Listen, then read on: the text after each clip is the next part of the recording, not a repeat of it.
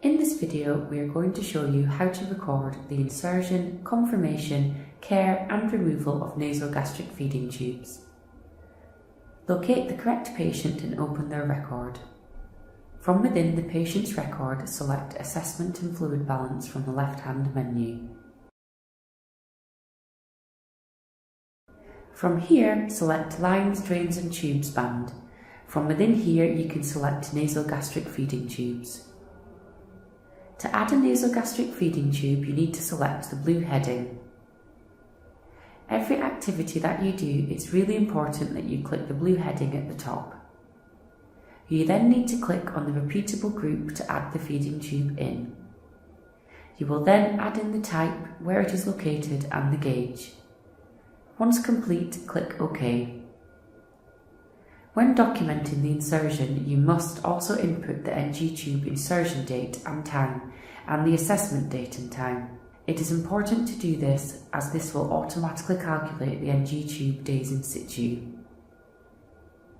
At the bottom here, it will highlight the activity you would like to perform. These include insertion, chest X-ray confirmation, assess and care, present on admission and removal. First, we will go through the insertion.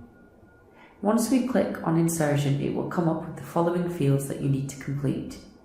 You must complete the relevant fields and make sure that you record who the tube was inserted by, typing in the field and searching for your name via the magnifying glass.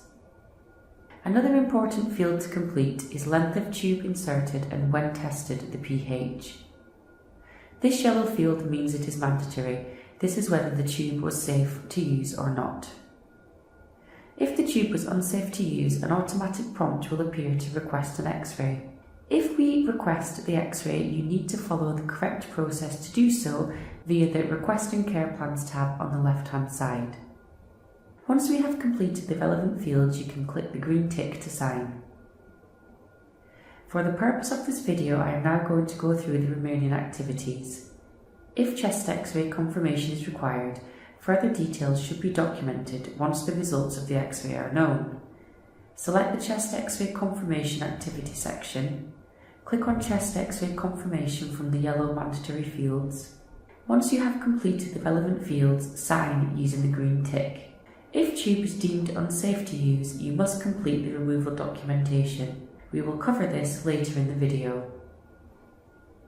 If the tube has been deemed safe to use, we will now go on to the next activity, Assess and Care. Select Assess and Care from the activity section. Further fields will then show. Work your way through each field that opens and complete. The yellow fields are mandatory and the fields with the blue text have reference text attached for advice. Once you have completed the relevant fields, you can sign by selecting the green tick. The next activity is Present on Admission. This activity should be completed if the NG tube was present on admission and not all insertion details are known. Select Present on Admission from the activity list. Select Known or Unknown to account for the date or no date in the NG tube insertion date time field. The final activity we will go through in this video is Removal. Select Removal from the activity section. Work your way through each field and complete. If the tube is being removed intentionally, it will prompt for the name of who it was removed by. Once completed, you can now sign by clicking the green tick. Thank you for watching this EPR training video. More information and a step-by-step SOP guide of the processes covered in this video can be found on the EPR SOP app on your desktop.